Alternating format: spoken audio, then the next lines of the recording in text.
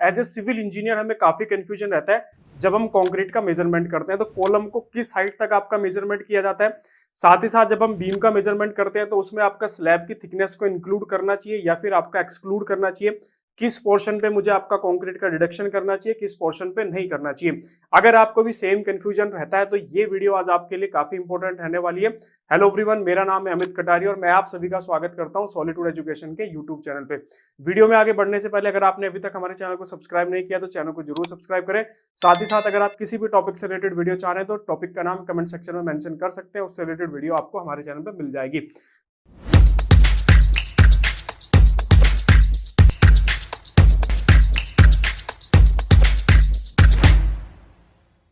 तो शुरुआत करते हैं इस वीडियो में आज हमारा जो टॉपिक रहने वाला है वो है आपका method of measurement of concrete work.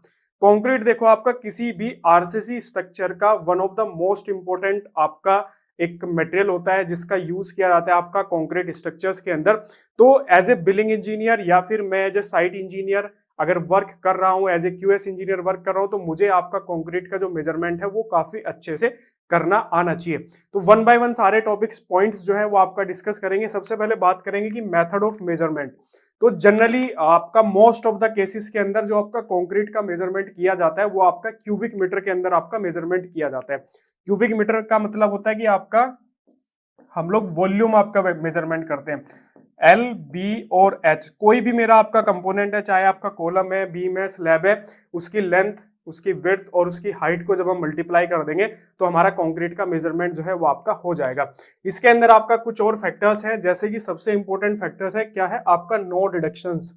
As a building engineer, as a civil engineer मुझे ये पता होना चाहिए कि कंक्रीट में किस पार्ट पे मुझे आपका डिडक्शंस करने चाहिए और किस पार्ट पे मुझे आपका डिडक्शंस नहीं करना चाहिए। इसके अंदर आपका सबसे पहले आता है कि एंड ऑफ डिसिमिलर मटेरियल्स। अगर आप कोई भी कंक्रीट का मेंबर है और उसके एंड पे कोई डिसिमिलर मटेरियल्स हम लोग आपका यूज कर रहे हैं, जनरली आपने देखा होगा, मान लीजिए मेरे पिलर्स आरसीसी के हैं और ऊपर मैं उसके ऊपर कोई ट्रस जो है वो आपका फिक्स कर रहा हूं, तो वहां पे क्या होता है कि डिसिमिलर मटेरियल्स वहां पे आके ज्वाइंट होता है। तो उस केसेस के अंदर अगर आपका डिसिमिलर मटेरियल का सेक्शन अगर आपका अप टू 500 स्क्वायर सेंटीमीटर है, अप टू 500 स्क्वायर सेंटीमीटर है, तो हम कोई भी डिडक्शन नहीं करेंगे। अगर 500 से अबो जा रहा है तो हम उस पार्ट को जो है आपका माइनस करेंगे। इसके बाद यहाँ पे नेक्स्ट आता है opening up to 1 square metre. मान लीजिए मैं कोई स्लैब की आरसीसी कर रहा हूं और किसी पोर्शन पे मैंने कोई ओपनिंग दी है आपका वेंटिलेशन पर्पस के लिए, कोई शाफ्ट मैंने वहां पे प्रोवाइड कराई है। अगर उसका area up to 1 square metre है, मान लीजिए ये मेरी कोई भी ओपनिंग है, इसका साइज जो है वो आपका 1 मीटर बाई 1 मीटर है, तो उसका एरिया हो गया आपका 1 स्क्वायर मीटर। तो अगर अप टू 1 स्क्वायर मीटर है तो मैं कोई भी डिडक्शन नहीं करने वाला हूं, कंप्लीट पेमेंट जो है मैं कॉन्ट्रैक्टर को पे करूंगा। अगर एरिया आपका 1 स्क्वायर मीटर से एक्सीड कर जा रहा है तो उस केस के अंदर मैं उसमें से आपका डिडक्शंस करूंगा। इसके बाद में यहाँ आता है volume occupied by the reinforcement. ज्यादातर फ्रेशर सिविल इंजीनियर्स को ये कंफ्यूजन रहता है, या फिर जब आप इंटरव्यू में जाते हो तो ये क्वेश्चन भी आपसे इंटरव्यू में पूछा जाता है कि अगर कोई आरसीसी का मेंबर है, मान लीजिए कोई कॉलम है, बीम है, उसमें आपका जो रेनफोर्समेंट है, तो क्या हम आरसीसी के मेजरमेंट के टाइम पे जो वॉल्यूम ऑक्यूपाई किया आपका रेनफोर्समेंट बार ने उसको डिडक्ट करेंगे या नहीं करेंगे। तो इसका सीधा आंसर है no. As per IS code और सीपीडब्ल्यूडी की वर्क स्पेसिफिकेशन के according volume occupy by reinforcement bar हम कभी भी माइनस नहीं करते हैं। मेरे पास में कोई भी सेक्शन है, मान लीजिए मेरे पास में कॉलम का सेक्शन है, इसमें आपका इस तरीके से बार्स यहाँ पे दी गई है, इस तरीके से आपकी यहाँ पे स्टिरअप्स होंगी। तो ये जो बार्स यहाँ पे जो वॉल्यूम ऑक्यूपाई कर रही हैं वो हम कभी भी डिडक्ट नहीं करते हैं। इसका जो भी कंप्लीट क्रॉस सेक्शन होगा उसी के अकॉर्डिंग इसका मेजरमेंट किया जाएगा। इसके बाद नेक्स्ट आपका क्वेश्चन आता है कि volume occupied by the pipe. आपने देखा होगा कि जब हम जनरली कोई भी स्लैब की कास्टिंग करते हैं तो उसके अंदर इलेक्ट्रिकल कंडक्ट पाइप हम लोग डालते हैं, साथ ही साथ उसमें फायर फाइटिंग के लिए भी आपका जो है पाइप डालते हैं। अगर आप कमर्शियल बिल्डिंग की मैं बात करूं तो अगर उसका क्रॉस सेक्शन जो है आपका अप टू 100 सेंटीमीटर स्क्वायर है तो हम कोई भी डिडक्शन नहीं करेंगे। अगर 100 से अबो जा रहा है तो उस केस के अंदर हम लोग जो आपका उसका वॉल्यूम जो है वो आपका डिडक्शन करेंगे। इसके बाद में यहाँ पे नेक्स्ट क्वेश्चन आता है आपका कि iron fixtures such as wall type pipes, hold fast वगैरह। फिर से वही बात आती है कि कोई भी डिसिमिलर मटेरियल जो भी कंक्रीट के अंदर आपका इंसर्ट हो रहा है, जैसे हम डोर वगैरह फिक्स करते हैं तो उसमें होल्ड फास्ट वगैरह का यूज करते हैं, तो उसका अगर आपका यहाँ पे डायमीटर अप टू 300 mm है तो हम वो माइनस नहीं करेंगे। अगर उससे अबो जा रहा है तो फिर हम वहां पे डिडक्शंस करेंगे। इसके बाद यहाँ पे नेक्स्ट आता है कि ये सबसे इंपॉर्टेंट है जिसमें अक्सर सबसे ज्यादा कंफ्यूजन होता है कि कॉलम का मेजरमेंट कितनी हाइट तक करना चाहिए। तो एज पर आईएस कोड मेरा क्या कहता है कि column shall be measured from the top of the column base to the under side of the first floor slab. थोड़ा सा इसको समझते हैं कि जब भी हम कॉलम की आरसीसी कैलकुलेट करते हैं तो हाइट हमें जो लेनी चाहिए वो स्लैब के बॉटम तक उसकी हाइट लेनी चाहिए।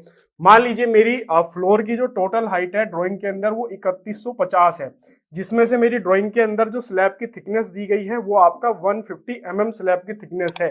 तो मैं जो कॉलम का मेजरमेंट करूंगा उसकी हाइट कैलकुलेट करूंगा 3150 माइनस 150, तो यहाँ पे मैं कॉलम की जो हाइट लूंगा वो आपका 3000 mm जो है यहाँ पे लेने वाला हूँ।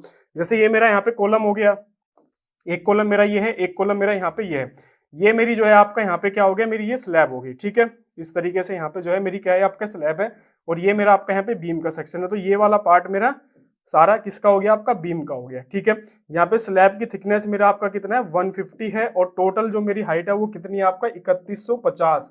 तो मैं कॉलम की जो हाइट लूंगा वो इस पार्ट तक लूंगा, यहाँ से ये मेरा नीचे का फ्लोर है, तो ये टोटल हाइट में मेजरमेंट करूंगा। बीम को इस टाइम पे आप भूल जाइए, आप कैलकुलेशन करेंगे स्लैब के अकॉर्डिंग।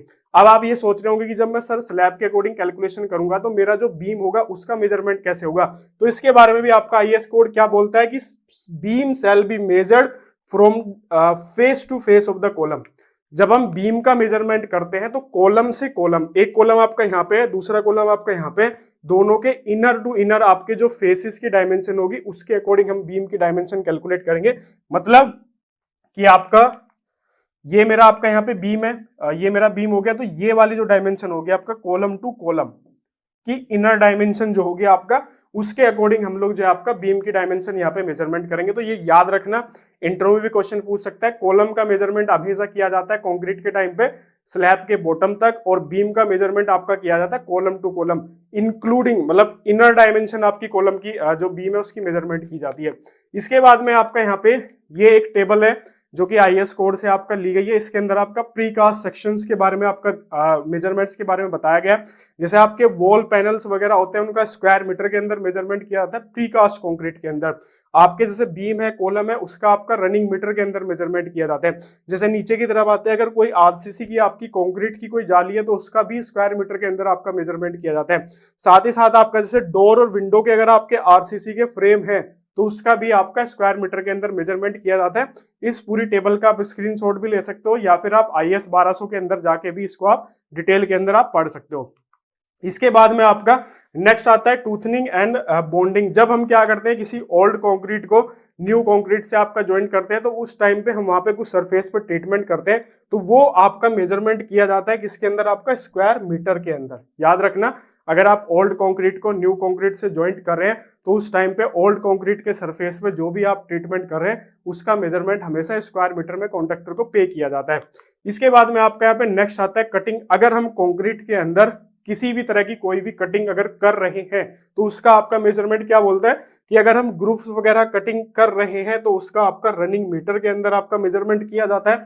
साथ ही साथ अगर हम कोई भी जैसा डिसमेंटलिंग वगैरह कर रहे हैं या कोई सरफेस को आरसीसी का डिसमेंटल कर रहे हैं, अगर उसका area up to 0.1 square metre है, कितना, अप टू 0.1 मीटर स्क्वायर, तो उसके अंदर हम लोग जो आपका उस एरिया को स्क्वायर मीटर के अंदर मेजरमेंट करेंगे। अगर मेरा एरिया जो है आपका 0.1 मीटर स्क्वायर से आपका एक्सीड कर रहा है तो उस केस में हम लोग जो है आपका क्यूबिक मीटर के अंदर जो है आपका मेजरमेंट यहाँ पे करने वाले हैं। तो ये आपके कुछ इंपोर्टेंट पैरामीटर्स थे एज पर आईएस 1200, साथ ही साथ आपका एज पर सीपीडब्ल्यूडी की जो आपकी वर्क स्पेसिफिकेशन है, जिसमें मैंने आपको डिटेल में बताया कि जब भी हम किसी भी आरसीसी मेंबर का आपका मेजरमेंट करते हैं उसमें आपका कंक्रीट की क्वांटिटी को कैलकुलेट करते हैं, तो कहाँ पे हमें स्क्वायर मीटर के अंदर मेजरमेंट करना है, कहाँ पे रनिंग मीटर में, कहाँ पे आपका क्यूबिक मीटर में, किस पार्ट में मुझे आपका डिडक्शन करना है, किस पार्ट में मुझे आपका डिडक्शन नहीं करना है। तो आगे से आप इसी प्रोसीजर को फॉलो करके जो है आप अपना साइट पर मेजरमेंट करिएगा। अगर फिर भी आपके दिमाग में कोई भी डाउट है तो नीचे जो स्क्रीन पे नंबर दिए गए इस नंबर पे आप मुझसे कॉन्टेक्ट कर सकते हैं, या फिर आप कमेंट सेक्शन में जाके भी अपना डाउट जो है वो आप कमेंट कर सकते हैं। इसके अलावा अगर आप किसी भी टॉपिक से रिलेटेड वीडियो चाह रहे हैं तो उसका नाम भी आप कमेंट सेक्शन में मेंशन कर सकते हैं। वीडियो को क्लोज करने से पहले अगर आपने हमारे चैनल को सब्सक्राइब नहीं किया तो चैनल को जरूर सब्सक्राइब करें, साथ ही साथ वीडियो को लाइक शेयर करना बिल्कुल भी मत भूलना। मिलते हैं आपसे नेक्स्ट वीडियो के अंदर। Okay, thank you.